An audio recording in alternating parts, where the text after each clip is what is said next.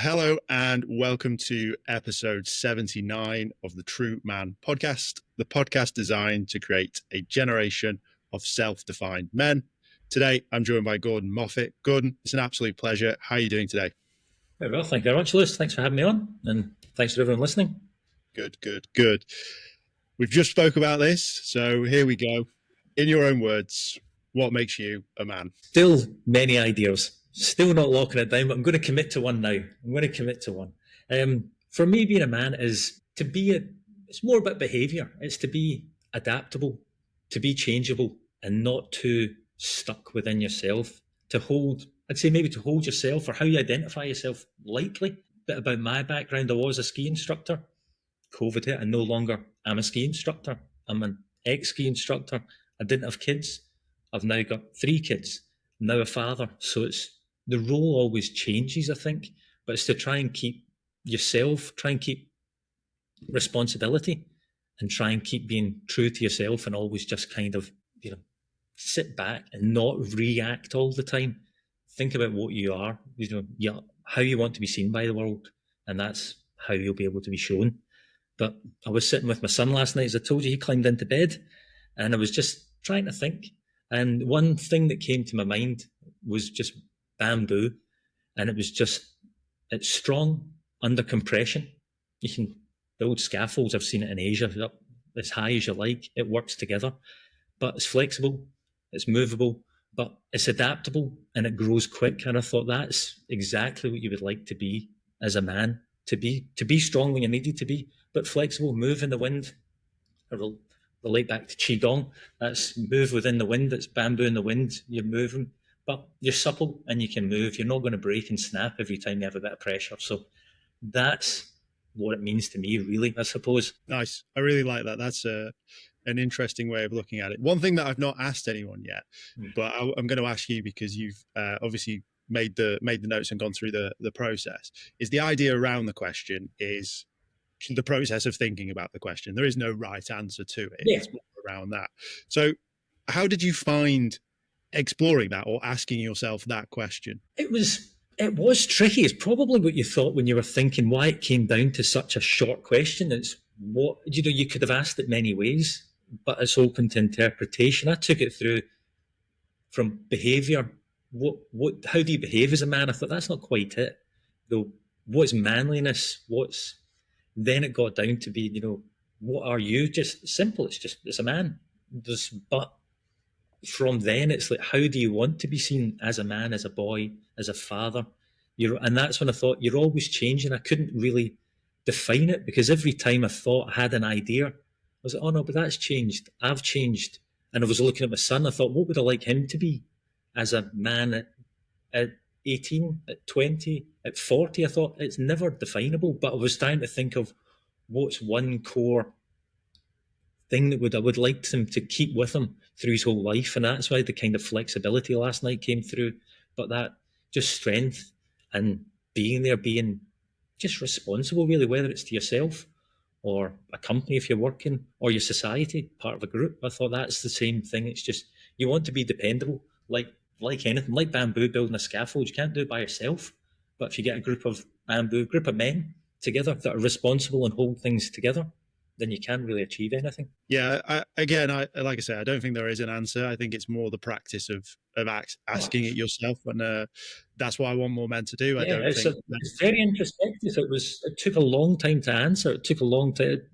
I had to commit to one now. I was still thinking about 10 o'clock last night, and you sent me that message out last week. I was like a whole week of it thinking, and it changed so many times. But that's why it's such a great question, but so undefinable. But it is true to yourself, whatever you believe it is. Yeah, amazing. I appreciate you giving it some thought, and I hope that encourages listeners to also give it some thought as well.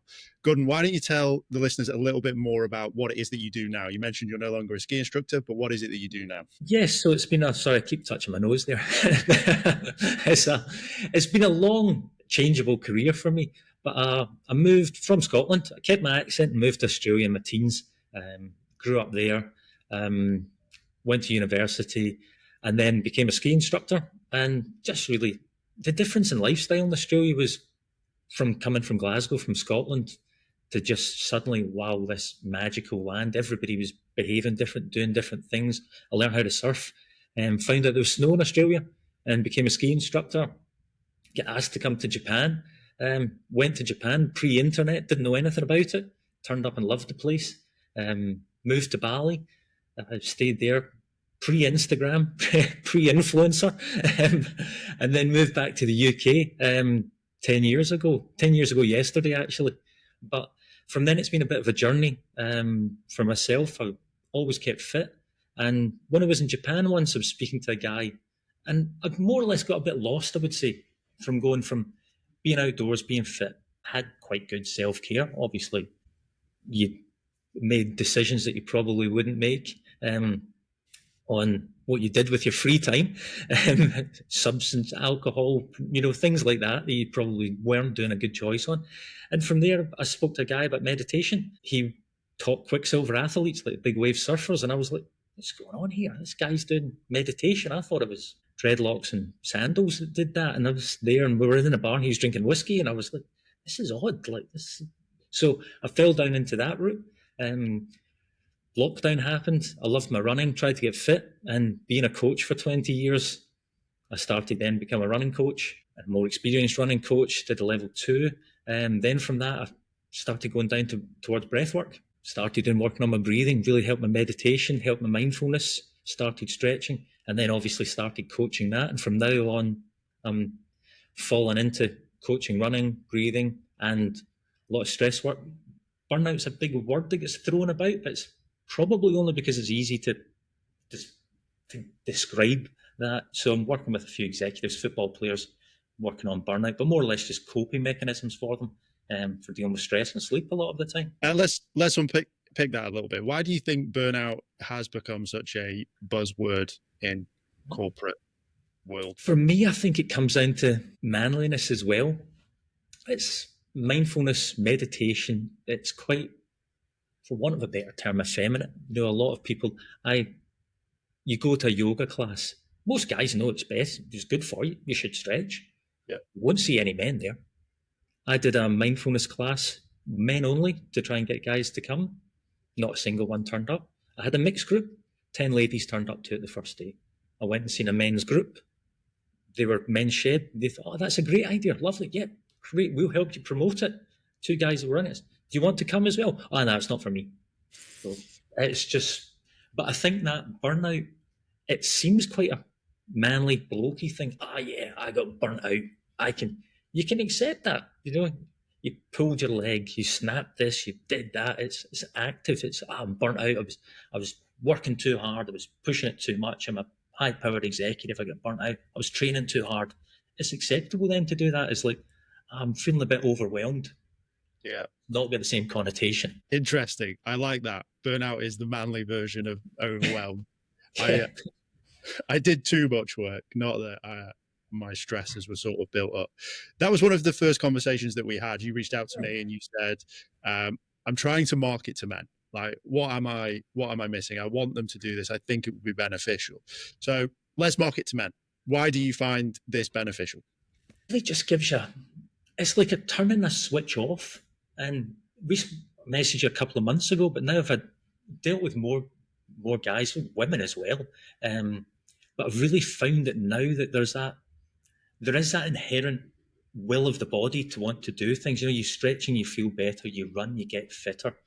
You do some mindfulness or meditation, it clicks quite quickly. With guys over 40, I've weirdly found that growing up without iPhones, smartphones, you can click into that mode quite easily if you're sort of not trained but mentioned or given a guidance how to do that. I grew up sitting looking out of a bus window. That's mindfulness. That's meditation. You don't think of that, but that's it. And younger guys, a lot of podcasts like yourself, they're open to the idea now. So people 20s, 30s that I deal with football, so I thought was going to be an issue. They're like, oh, I've heard it on the TRUUMAN Podcast, I've heard it on Joe Rogan, I've heard it on Huberman. They've got that idea, but they don't know who to ask. That's where it comes in, really. So it's trying to get in within yourself and give you that turning off switch. Do you think that you talk about men and like breaking this and doing that? I find men tend to be quite solution orientated. They're trying to find a solution to something. And you mentioned that they don't know who to ask. Do you think that there's a little bit of pride there, or do you think it's more a case of still that feminine side of it? What do you think is the next step to get more men to be more mindful? I think it's starting to, people are starting to realize they've maybe got a problem and it can be fixed, and there's solutions out there for it. A lot of people are now open to the idea of finding help. But then with so many things like yourself, they're out there promoting it, putting that out there, a spectrum of there is lots of things you can do, really does help people. And there is that stigma of, I don't want to ask for help. You're taught from a young age, man up. That's a phrase I hate. Just man up, deal with it, struggle through it. Just be resilient, be tough. Being tough, it makes you break. It makes you brittle. You have to be able to absorb and rebound. There is that. And the difficult part as well is you're always taught, keep going, keep working, keep moving, keep training, keep driving, faster, bigger, harder. Just sit down, be still. If you're always wired, you can see it as a bit of a threat. It feels hard to just sit and just be, I should be doing something. That's kind of there as well. You're taking that mentality of drive to then just be still and be calm. And is it that simple? It's like, it can be if you can just start somewhere and then build from it. And it doesn't have to be a big process. You obviously also do the running side of things, which is gaining in popularity. It's become trendy again. Jogging, as jogging, yes. Very European. It's pronounced, as Anchorman would say. Yes. But no, it is becoming more popular. And as you say, sort of those 20s, 30-year-old men are starting to pick it up. It's more, let's go to a running club rather than the bar or this and that. What have you seen change? Why do you think those attitudes have changed towards running? I think people just are more understanding about the health. They realise that they have to keep your health without going too running technical on you, your VO2 max, your lung capacity. That's one of the biggest drivers for longevity. And if you're fit when you're young, you're fit when you're old. And it gives you that hip strength, that hip mobility. It stops falls. You're not thinking that when you're 30. But I'm 47 and I compare myself to guys that haven't been fit all their life and to myself, and I look and go, there is a big difference just in body composition. And I was lucky I moved to Australia and started surfing. It was just, you've got shoulders and you don't carry a beard. There is that there, and guys are more body aware, more conscious. They don't want to be seen at the pub.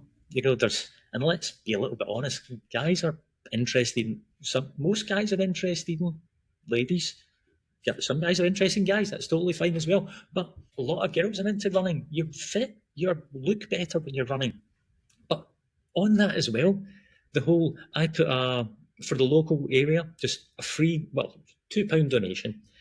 It was a running club, coach to 5K on the weekend, because a lot of running clubs are in the evenings, 5-6 o'clock in the evening. I can't go. I've been asked to coach them. I can't do it. I've got 3 young children. If you're busy at work, you can't do it.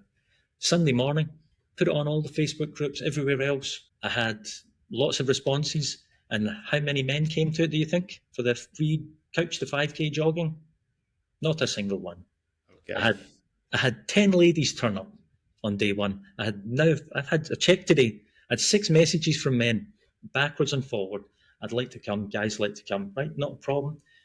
It's a beginner's group. I posted pictures of everybody that was doing it. So there was, not a single guys came. And I've had 15 women that come regularly, and there's about 8 that come each week. And now some of them are running a 5K, but not a single guy turned up. And it was marketed the same, spoke the same, all the contact was the same. And I kept going backwards and saying, come on, I don't want to run. I want to be from the slowest. There's a lot of competition with men, I think, as well. And that's a big issue. It's really interesting because I'm having this conversation a lot around male loneliness, male isolation. And we see groups men's group specifically, and then you go all the way through to something like yourself that you're offering, which is a running group. But you've got people that are interested, yet they still won't turn up. Is there something that you want to say to men? Is there something that you want to make men aware of, that it's like, I just feel like if you get there, you'll be so much happier. But this battle that we have in our internal selves, why do you think it exists? It just seems to be as if it's a weakness or an excuse. It is, I would say it's a sense of failure. You know, I've got to go to a coach. I should know how to run. Yeah. Go to a group. I don't want to go. I don't want to be the slowest there. I don't want to be, I'll be too good for them. I won't be this. It's just go. It's easy. I don't want to do breath work. Why not? You breathe every day. Just, breathe better. Do what you're doing, but just do it better. That's it. Guys are going running, and I see them all the time. And I've said to a couple of them when I've been out for a jog, I'm like, all right, how you going? All right. Chatting to them. So, well, I work as a coach. Oh, yeah. So, do you want to do? And I'm right.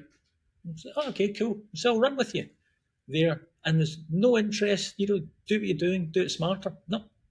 I know what I'm doing. I'm going ahead with it. Great. You keep doing you. It's just go, try, be open. And that's the thing. It's, hold yourself lightly in your hand. Go somewhere. Try and fail. And I keep saying to men, ladies as well, that I coach, don't be childish, but be childlike in your wonder of the world. Don't forget that. I look at my kids and everything they do it wholeheartedly. That's mindfulness. If you're going out for a jog, go jog, go run, go to a group and try, be open. Nobody's going to be judging you. They're all feeling the same. No one cares, do they? I think once you get to that, you're too worried about yourself. You're not looking at that guy. You're going, oh, I feel this, I feel that, everybody's feeling that. So just go. Nobody will even notice you're there. Yeah. Well, unless you say hello to a few people. Yeah, well, that's, you can hide, it's fine, but just go. I've heard countless stories where like there's groups of people and there's always that one guy going, who's going today? Like they're not saying they're going, they want to know who's going to be there so that they've got this security. And I genuinely do think male loneliness is linked to the self and your just inability to let go. I speak about this a lot, and maybe you can attest to this as a man in this situation. It's very easy to use the kids, the wife, and everything else as excuses. Why do you think men do that? I think I'm thinking of myself here as well. I do that. I put a lot of stuff off. I think put a lot of pressure on to be a good husband, a good dad, help around the house. I'll stay there. I'll do this. I won't go out. I'll put the kids to bed. I'll do that. I've been working all day.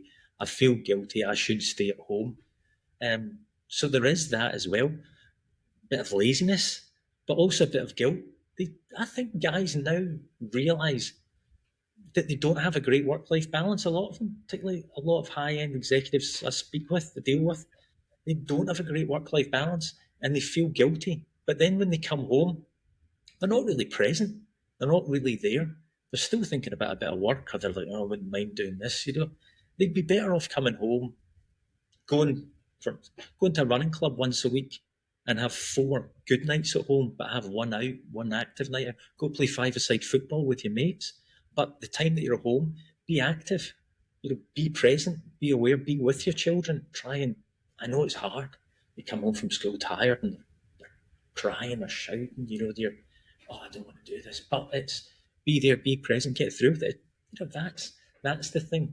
And then don't be lazy. There's a bit of laziness. You just go, I'm not going to bother. I'm going to watch the telly. I'll sit down. I'll do that. Do something else. Add something to your life, even if 5-10 minutes. That's the hard part. I think a lot of people feel guilt and feel that everything has to be. Guys tend to think of, oh, I'll do this. It's a big gesture all the time. Go for a 5-minute walk around the block with your girlfriend and wife. They'll love you for it. If I said to my wife, look, let's go for a 5-minute walk around the block, put one of the kids in the pram, she'd love that. 5 minutes with me. I'm never going to suggest that. Oh no, you have to go for a big long walk. It has to be romantic. It has to be this. Do a bit of mindfulness. Oh, I'll be 20 minutes. No, 5-minute breath work. Take yourself upstairs. I'm gonna put the kids to bed. I do my breath work sometimes with the kids. I do some breathing, put them to bed. I'll get them down. I'll just lie beside them. Fill in time, but be active with your time. Add to it. You don't feel guilty about it. I lie beside my daughter last night. She was wanting a story, read a story. Dad, can you stay for a bit? Yeah, it's nearly 8 o'clock. I've got things to do. I've got emails to send. I've got a business to run.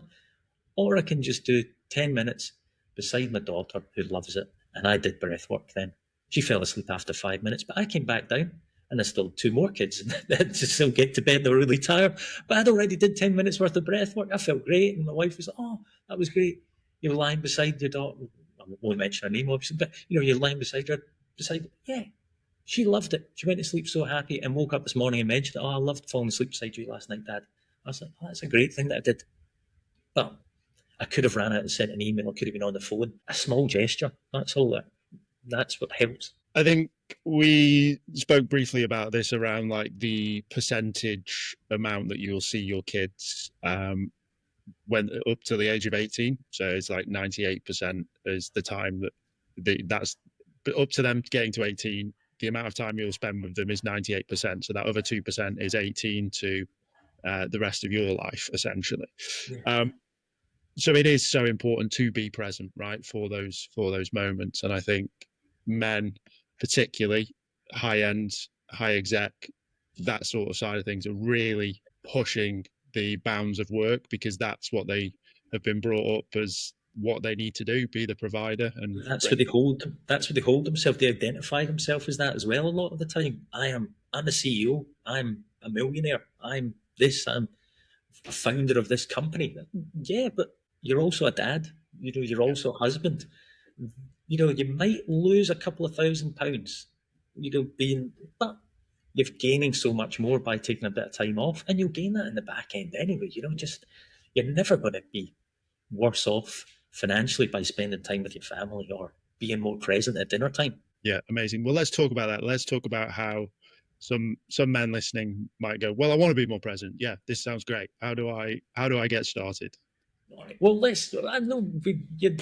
I think it was episode 69. You were doing a little bit of mindfulness. Like, I can do this. Don't do it if you're driving. All right, no driving, no heavy machinery, not under the alcohol, all the usual warnings. But we can do it if you're up for it. A little bit of breath work just to demonstrate what your breath can do.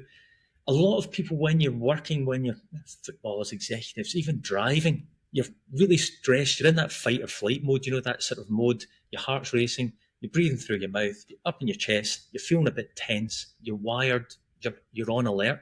So to switch that off, you get into your parasympathetic, which is your rest, restore, rest and digest and repair that system. When you can click that on, your heart rate drops, you breathe easier. But for a little demonstration, if you can hold roughly where you can feel this for everyone at home, where you can feel your pulse, your carotid artery works best, and just breathe in through your mouth, just normally. Feel your pulse, and just start to breathe through your mouth. A few deep breaths. However you want to breathe. Big 4. Now, how does that feel? Has your pulse moved? Is your pulse started to race a little bit? Heart rate's going up? All right, so now, that's you're moving that. So turn around and just breathe through your nose. Same rate of breath if you want. Suck it in through your nose. Blow out through your nose. Favourite. Breathe out again. Feeling your pulse. Now this time I want you to try and breathe in for 4. So in. 1, 2, 3, 4. Out through your nose. 2 for 6. 4, 5, 6. In through your nose. 2, 3, 4. Out. 2, 3, 4, 5, 6. In through your nose. 2, 3, 4. Out. 2, 3, 4, 5, 6. Simple. How did that make you feel? Was there any difference? Yeah, it started to lower the old. Lose your heart rate, but that was 4 or 5 breaths we did. We didn't move. You didn't do anything. It's biodirectional. If you tell your breath, let's move, let's get psyched up, but tell your brain the other thing, I need to relax. How do I do it? Extend your inhale, extend your exhale. Lowers your heart rate. starts to release good, nice, beneficial hormones for yourself. You start to slow down. Your mind starts to turn off, and then you can start to focus on your breath. Now, you do that for 5-6 minutes. That's releasing all that stress that you've done during the day. Now, that's something simple, just of a little demonstration of how your breath affects you, but just changing the cadence of your breath from 4 in to 6 out, that's giving you a little bit of relaxation time. So for listeners, I'm sorry that you Sorry. There was a lot of visual there in a way. Yeah, but we'll write it in the description so that you put it in there. Yeah, so you're really wanting if you extend to get that breathing through your nose, gets your diaphragm activated. Nice long deep breaths, takes a breath into the bottoms of your lung where most of the gas exchange goes, so you're going to absorb more oxygen, becomes more efficient. But then breathing out for the 6 seconds slows your heart rate down as well. So a slower, lower heart rate promotes a sense of relaxation, sense of safety, and a sense of calmness. So at the end of a day, so 4 in, 6 out through your nose can really just restore and reset that switch. And that's just something simple you can do for 2 minutes. Do it in the car before you go in if you've had a stressful drive. There's a lot of stuff online around like the perfect morning routine or the millionaire's day routine, right? They pick these people. A lot of the people that you work with, and the guy that you basically got you into mindfulness, work with high-level athletes, CEOs, founders, wealthy individuals. Why do you think that men will watch a YouTube video on how to have the perfect morning routine, yet they're told CEOs and execs and athletes and all these do mindfulness and help themselves reduce stress, yet they'll still wake up at 6 a.m., make some porridge and, I don't know, have an ice bath? Why are we so just against it? Like we're going to solve it today, Gordon. The thing is, it gets me is why do people you watch the YouTube video because nobody finds out about it. It's your secret. You're there. Nobody knows that you're feeling like this. You don't have to tell your wife. You don't have to tell anybody. You can do that, and then you can try it when nobody's looking. It's a great step. You're admitting that what you're doing is not best practice for yourself. And you're trying to find a way through with it. Now, I do that exactly the same thing. The only issue is, well, why would you do that on YouTube but not get in contact with me or someone else and get one custom made? The hard part for it, for me as well, whereas a lot of people don't commit and don't continue with it. A guy I've just been working with the last 6 weeks, he's a management consultant, managing director. A lot of different companies get him in. He's an expert in sustainability. He's came to see me. He was very skeptical. Come to a few breath exercises, chatted about what he wanted. He's very anxious. Typical things, can't sleep at night. Did a few breaths with him, noticed the way he was carrying himself. He's very up and shoulders up near the ears, a lot of tension at the back. Couple of breaths, couple of stretches. Then the next minute there was a big bang, crack. All the tension that he was holding in his shoulders. And he's just went, that's the skepticism gone. I said, what are you talking about? He goes, that's it, it's gone for me. He goes, I've been going to a chiropractor and you've managed to crack where he cracks. I said, no, I didn't. You did. You just released that tension yourself. You put yourself, your body doesn't want to hold on to tension. Your body doesn't want to feel like that. You've given it the ability to not feel that. So then we built over the last 6 weeks a morning routine. It was 5 minutes. He was, okay, what do you do? So I have a coffee. A little bit of breathing while you're making your coffee. Do you sit? Do you stand? Sit outside. Take yourself away from the house. So that's what he did. Then we added a couple of stretches the next week, a couple of movement. Now he's built that up from going from 1 minute. Now he's got a 15-minute routine and he feels better. And I know that you'll enjoy it. He went back to the guys he plays golf with once a month and he's playing golf better because he's now breathing better and he's now got more postural awareness. And if he's playing golf, he's there, he's hitting the ball smoothly, he's playing better. And all the guys he's playing with, they're all guys he's known for years. They all work. What have you been doing? That's what I've been doing. It's been great. And of course, not one of them have contacted me yet. but I think it's adding too much too soon. Take it, just have a coffee away from your phone at the back door. Do that for a week. Breathe maybe when you're making your coffee. Then add a stretching. I do qigong. We can do You can do a nice easy stretch. It's just add that to there. Morning wake up, little stretch, a little bit of movement. Adding a minute each day is fine.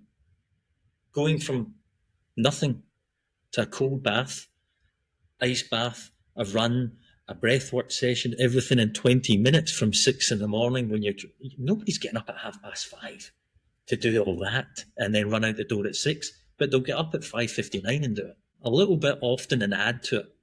But add stuff that you're going to do. That's the thing. We need to create a society of secret breathers. Yeah. I think that's the code. It's a secret. It's just the gateway, and it's something you can do without weights. It's something you can do without. Then the breath comes. I went through from meditation. A lot of people try meditation. It's got great benefits. It's a tool to help you with mindfulness, but it's difficult. It's practice. I did not suddenly do this and do meditation. Oh, bang, that's it. Problem solved. Haha, that took me 2 minutes. It takes a lot of hard work and a lot of discipline to do that. Coming through and training my breath, it really just clicks in that meditation. But with meditation, anybody out there, if they're trying things, especially on YouTube, don't worry about the thoughts coming in and out of your head. Think of that as meditation, meditative time. It's time for your thoughts to get out of the body. Release them, acknowledge them, but let them go. Think of it as standing on a tube in London. You're not looking at every carriage that comes past. Acknowledge it's a train. It's a thought. It's past. It's gone. It's come. It's past. It's gone. But just keep yourself there. Have a bit of inner stillness while your thoughts go past you. You mentioned the morning coffee. Something that I've been doing recently is I bought a stovetop. So for those that don't know, it sort of looks like a kettle, metal concept. You put the water in the bottom, you put the ground coffee in the top, it gets heated up on the hob, and the steam pushes through, so it's a bit like an espresso. But the process of making that coffee rather than cup instant hot water allows me to sort of slow down, like a complex coffee. It just doesn't take much longer. If I'm being brutally honest, it's pretty simple to do, but there is a few fiddly bits, a bit of a twist, a bit of a tip and pour. Like, what's your opinion on that? Like, might it be good? Perfect. That's it. That's mindfulness. It is some people go, it's not. It is. You're putting your whole self into making that coffee for you in the morning. Looking at kids, mindfulness. Can you wipe up that table? You get upset with them. I'll do it because they do it with their whole being. You're there focusing on your coffee. I'm going to enjoy my coffee. I'm going to make my coffee. Putting the scoops in. You have to tamper it down, I believe that's right, isn't it? Tamper it down. Putting the water in, turn it on, turn the stovetop on. Stand there for 2 minutes. Not watching it, waiting for it. Put a bit of toast in, but you're there. Stay off your phone.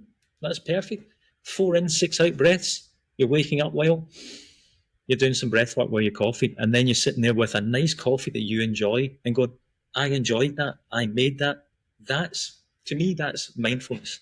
That's something you're doing wholeheartedly for enjoyment. I think a lot of men miss that step. And I sort of want to explore this and sort of see how you get maybe your thoughts on it. We mentioned golf. You get maybe a club thrower. They're not mindful playing golf, but you may have a golfer who's quite chilled playing golf, and that for them is their mindful space. Have you had any thoughts around how men find where they're already being mindful in inverted commas without them realizing, and allowing them to then sort of replicate those thoughts? Yeah, you're right. There is so many of them. Most people are doing something each day that they find mindful, but they call it something else or they don't realize it. But then when you say that, they go, oh no, but that's just what it is.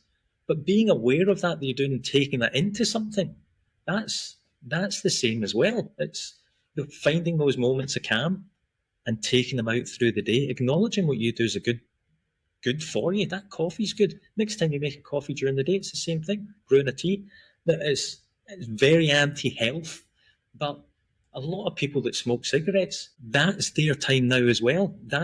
I'm not promoting cigarettes, but imagine that from someone, you're in an office, you can't smoke in an office anymore. I've had enough of this. I've had enough of these emails. I need a break. I'm walking outside.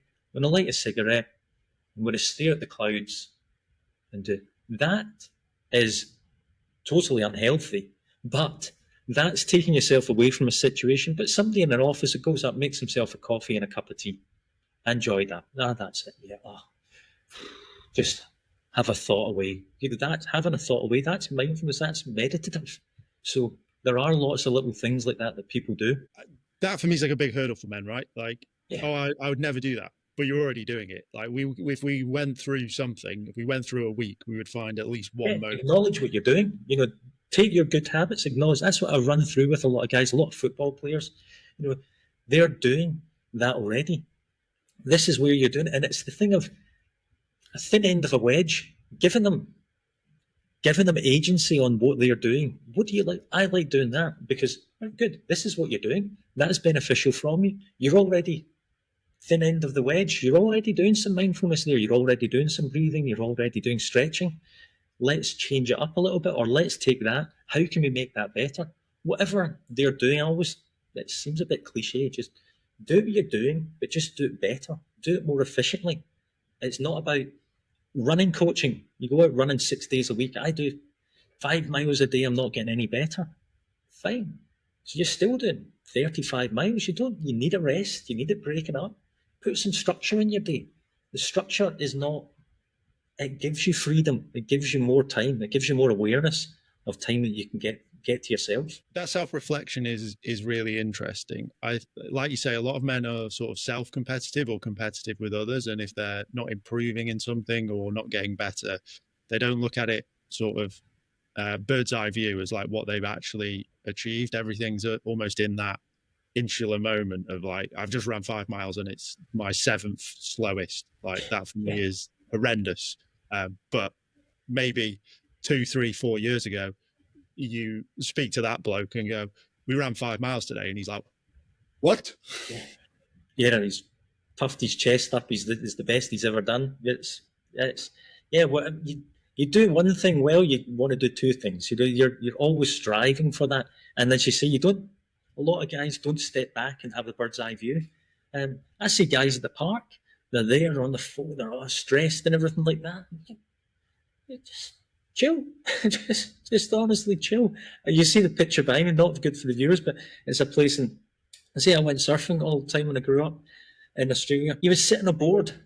It's hard work. Surfing, you've seen it. Guys up there, you get smashed by waves. It's hard, it's there. But a lot of the time, you're just sitting on your board, staring at the horizon, doing absolutely nothing, waiting for a wave, waiting for the ocean to grant you a wave. Guys that work with that's mindfulness. Oh, no, it's not. It is. You're just sitting there, chilling out, staring out the window. That's it. Taking things that you can do and just adding a little bit of benefit to them. But acknowledging what you're doing is the biggest thing. Give yourself a pat in the back when you do stuff. That's a lot of guys don't take that time. They don't have that support network, or they're afraid that their mates are going to take the mick out of them. They generally do. It's I'd like just mates to be a bit more supportive, a bit more. Oh yeah, I've done 5Ks. Yeah, so what? I can do 6. Well done. Yeah. Well done. Don't say the next bit. Some of that comes from an air of jealousy, right? I think that's just classic Mick take, right? It's if you can learn that, you're okay. That's probably the first thing I would do. That's it. You mentioned doing breath work beside your daughter, and I know that you have other children as well. Yeah, 3. Yeah, well done. To stay mindful as well. Having them's the easy part. Yeah. Why don't we talk a little bit about what you're seeing as, one, the benefit from staying present in their sort of development and their growth, and what your hope for them in the future is based on how you are as a man, based on the sort of breath work and mindfulness that you implement? I can categorically say that what you do as a parent affects how your children. Everybody knows that. Now, I'm lucky. I'm a stay-at-home dad. To code, my wife loves the job, very good, and was able to work from home. Just with COVID, coaching, couldn't see people. But now kids are getting older. I've taken on a lot more clients. I'm busier, but most of my work is online and remote. So I've got a lot of time with my kids around. I do a lot of work in the evenings, a lot of work in weekends. But I've noticed that my kids, they do a bit of mindfulness in nursery. but they do breathing, they do breath work. I try and stretch. I've got problems with my lower back from so many years skiing and surfing, weirdly. It's great things for you, but you end up very sore. So I do stretching. I do a bit of yoga, but they do that. They join in. And my 1-year-old, I was doing some stretches last night on the ground, just trying to open up my hips. And my wife said to me, look at her, look what she's doing. It was the exact same stretch I was doing last night. She was trying. Now, if you're doing a good practice, something good, like yoga, like breath work, like stretching, like being there for your kid, that must be the best gift that you're giving them. Getting off your phone. These are all healthy things that you're imparting on your kids, and they're sponges. And then I do qigong as well. There's bamboo in the wind. You're closing your eyes, holding. It's a great pose. And then my daughter was doing one. She had her arms moving her head. I said, "What are you doing?" She's going, "I'm doing a big tree in the wind," but she was breathing and moving. And I'm there thinking, that's just a gift that I've given her, to be open, breath, mindful, joyous, and explore and do something nice with your body in the living room, having a laugh, her and her brother. I would say that's the thing. Being present, doing little things each day can really drive a positive role model to your kids, but also they love doing all that stuff with you. Do your stretching, they'll jump on top of you. Doesn't help your stretching, but it's fun. Amazing. We've spoken a little bit about how men should be getting into mindfulness, how some men are getting into mindfulness, and hopefully we've sort of bridged the gap on getting some of those men into mindfulness. Mm-hmm. But let's take a look at the men's space as a whole.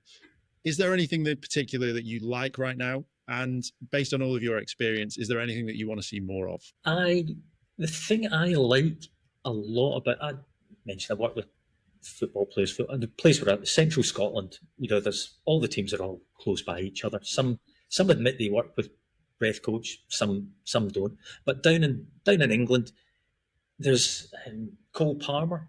He's saying that he's working with breath coaches. Virgil van Dijk. That's people that are actually using it in media with a voice, doing something with it. Admitting that they're doing that is great. It's just getting publicity out there. One of the world's best left backs do it. Oh, could I do it? It's not going to make you a world's best left back, but you can probably still do it. You probably have the same benefits. So I just think there's a lot of people being out there and being open about it. Podcasts like yourself, being out there speaking about it, and just getting that awareness that it's not hippie sandals, dreadlocks, hair shirts, sitting in a hut going, it's not. That's the big thing that I really think is great now. It's really starting to gain traction. It's never going to help somebody with my dad or something like that. He's never going to change. This is how funny he is. He got ran over. He was moving his hand the other day. I said, "What's up with you?" He's, when I get ran over by that car. I was like, "What do you mean ran over by a car?" He said, when I was in Spain. I was like, "What, a car hit you? You bang?" No. It ran me over, and then I got up, and then... This is the first I've heard that he's getting run over by a car. Like, you're insane. Did you go to the doctors? No, I thought it would be okay. And I'm like, so I think there's a massive generation from him in his 70s that are getting knocked over in cars to guys that are now going, actually, I maybe have a wee problem. I could do that. But that's the thing that I'm seeing coming. That's a main encouragement. The thing I would like to see more of is changing the language around it, like changing that for kids, things like man up, it doesn't help. That's tough to do this, but brace yourself against the world. That I would like to see change. The good thing about it is that everybody's getting into fitness now, and that's not a bad thing. A lot of guys, probably yourself included, I know you work in finance, I believe that was quite an unhealthy environment. I'm 47. It was an unhealthy environment when you were 18. A lot of people that I now know, say at 18, aren't going out and drinking. They're not going out and going to clubs. They are more aware. So I think it's breathing into everybody's consciousness just to be healthy. So I think everything's going in the right direction, but there's just that little stigma, that little push. Just get involved and let people know you're doing it. That's the thing as well. Amazing. Gordon, it's been an absolute pleasure. Thank you for my breath work. I enjoyed it this morning. No problem, sir. Do it with your coffee tomorrow.